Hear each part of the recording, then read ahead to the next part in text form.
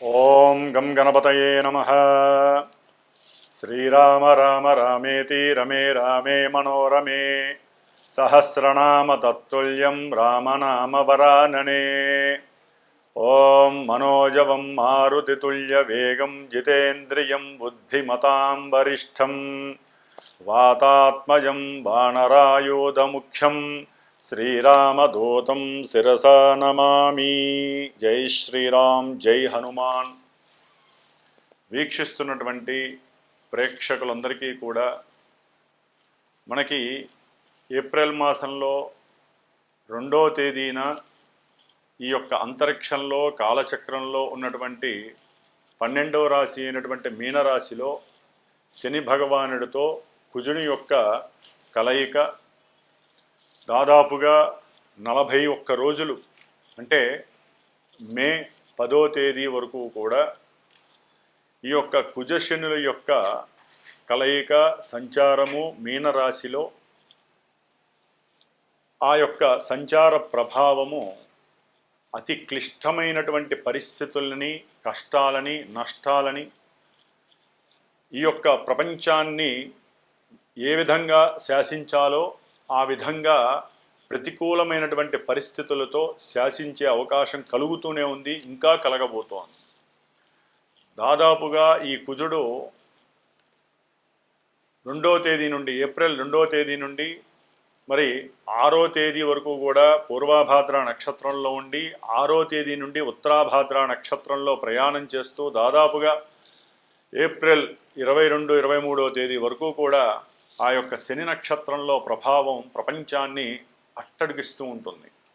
ఆ తదుపరి కుజుడు బుధరాశిలో వ్యాపార గ్రహమైనటువంటి రేవతి నక్షత్రానికి అధిపతి అయినటువంటి బుధరాశిలో సంచారము ఆర్థిక లావాదేవీల మీద, అట్లాగే వర్తక వ్యాపారాదుల మీద, ట్రాన్స్పోర్టేషన్ మీద, ముఖ్యంగా ఏదైతే వార్తా వాహకాలుగా ఉన్నటువంటి ఫోటోగ్రఫీ కావచ్చు, సినిమా పరిశ్రమ కావచ్చు, రైళ్ళు, వాహనాలకి సంబంధించినటువంటి ప్రమాదాలకి సంబంధించి ఇట్లా ఎన్నో రకాలైనటువంటి ఎన్నో సిచ్యువేషన్స్ ఇంకా ముందు ముందు మనకి గోచరిస్తూ ఉంటాయి, దాదాపుగా మే 10వ తేదీ వరకు కూడా.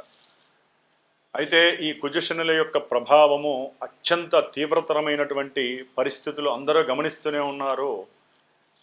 మేషరాశి నుంచి కూడా ఏలినాటి శని ప్రభావాన్ని అనుభవించేటటువంటి రాశుల్లో కుంభరాశి, మీనరాశి, మేషరాశి, అలాగే సింహరాశి అష్టమ శనిగ్రహ దోషాన్ని, ధనుస్సు రాశి అర్ధాష్టమ శని దోషాన్ని, కన్యారాశి వారు వేధాస్థానంలో అంటే సప్తమ స్థానము, వివాహ స్థానము, వ్యాపార స్థానము అయినటువంటి రాశిలో 7వ రాశిలో ఈ కుజశనుల ప్రభావము చాలా చాలా తీవ్రతని ఒక్కొక్క రాశికి ఒక్కొక్క రకమైనటువంటి పరిస్థితిని కలుగజేస్తుంది.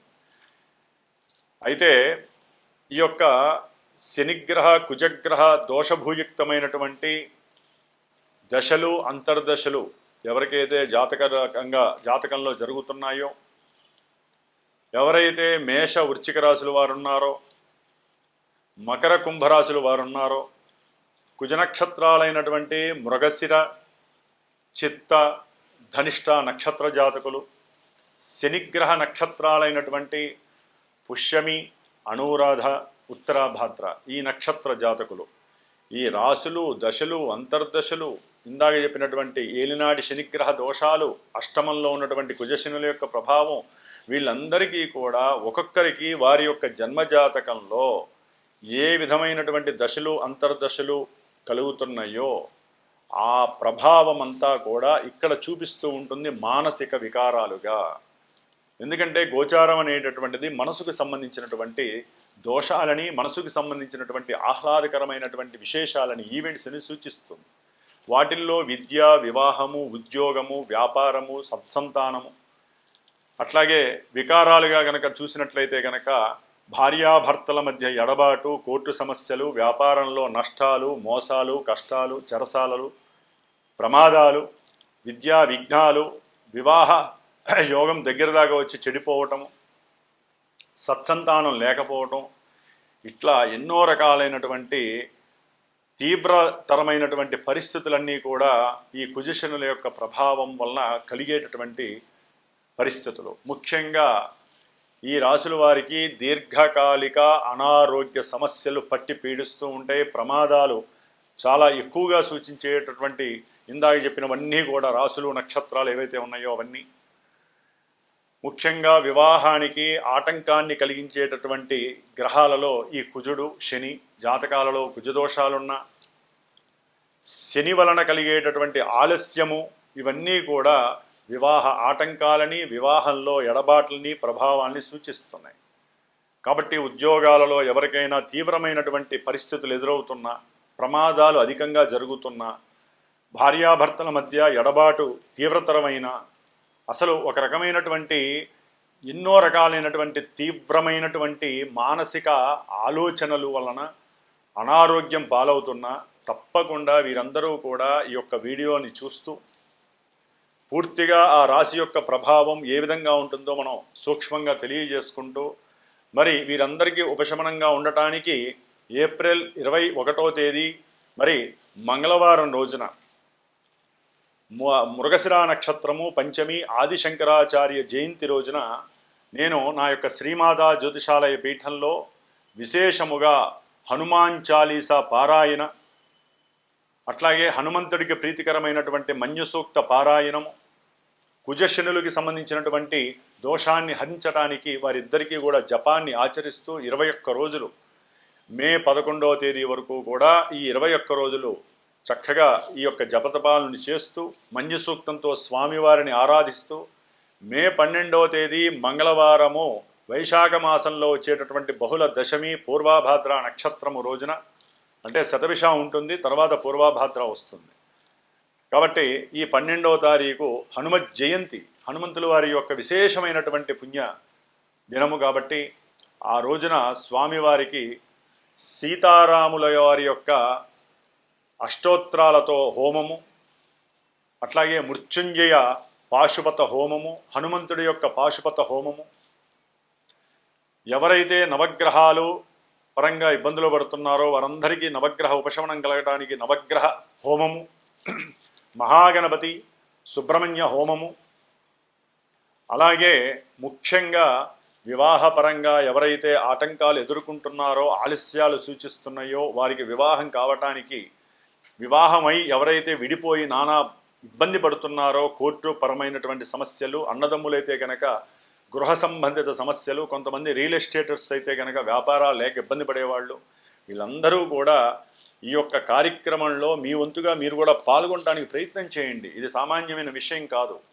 ఇది ప్రత్యేకించి నేను శ్రద్ధతో నేను చేస్తూ ఈ 12వ తారీఖున హనుమత్ జయంతి హోమాన్ని హైదరాబాద్లో విశేషముగా నేను ఎవరైతే నన్ను సంప్రదిస్తారో వారికి తెలియజేస్తాను. కాబట్టి అందరూ కూడా హోమానికి రావచ్చు. ఆ హోమ భస్మము ఎవరైతే నాకు గోత్రనామాలు ఇచ్చి వారి యొక్క సమస్యను తెలియజేస్తారో, అట్లాగే జాతకరీత్యా వారికి ఉన్నటువంటి దశలు అంతర్దశలు తెలియజేస్తూ వారి నక్షత్రము రాసి నాకు ఇస్తారో వారందరిది కూడా 21 రోజులు తృప్తిగా ఈ గ్రహజపాలు, అట్లాగే దానికి సంబంధించినటువంటి హనుమంతుడి పారాయణ చేస్తూ ఆ రోజున విశేషమైనటువంటి హనుమంతుడి యొక్క సహస్రనామాలతో హోమాన్ని ఆచరించేటటువంటి సంకల్పం పూనుకున్నాను. కాబట్టి మరి మేషరాశి పర్యంతం మీనరాశి వారికి, ఏ రాశుల వారికి కుజశనుల యొక్క ప్రభావం తీవ్రతరంగా ఉంటుంది, ఎవరికి లాభాన్ని కలుగజేస్తుందో తెలుసుకుందాం. మకర రాశి. మకర రాశి వారికి ఏప్రిల్ 21వ తేదీ నుండి మే 10వ తేదీ వరకు కూడా 3వ స్థానములో కుజశనుల యొక్క కలయిక శాస్త్రరీత్యా కొంత అనుకూలమైనటువంటి పరిస్థితుల్ని కనిపించిన, వీరు ఏదైతే మనస్సులో అనుకున్నటువంటి సంకల్పితాలన్నీ కూడా ఏదో ధైర్యంతో ఈ పని జరిగిపోతుంది, అది ఏదైనా సరే ఒక గృహాన్ని అమ్మాలన్నా, అట్లాగే ఏదైనా ఒక వాహనపరమైనటువంటి విషయాలందు అమ్మాలన్నా, దూర ప్రయాణాలకి సంబంధించి అప్లికేషన్స్, వీసా అప్లికేషన్స్ పెట్టాలని మనసులో అనుకున్నా, ఇవన్నీ కూడా సాధ్యమైనంత వరకు స్వయంకృత నిర్ణయాలన్నీ కూడా చాలా వరకు అనుకూలమైనటువంటి ప్రయత్న సిద్ధిని ఇచ్చే రూటుకు వెళ్ళినప్పటికీ ఆ యొక్క ప్రయత్నాన్ని భంగం చేసేటటువంటి పరిస్థితి మరి ఆ 3వ స్థానంలో ఉన్నటువంటి కుజశనుల యొక్క ప్రభావము ముందుకు వెళ్ళనీయకుండా పోస్ట్ పోన్లు చేస్తూ ఒక్కోసారి లేనిపోని సమస్యలని వాదోపవాదాలని కూడా కలిగజేసే పరిస్థితి వీటిల్లో. బంధువులతో కొంచెం జాగ్రత్తగా ఉండండి. రాకపోకలకి సంబంధించి వాళ్ళ ఇంటికి వెళ్దాం అనుకుంటారు, బంధువుల ఇంటికి.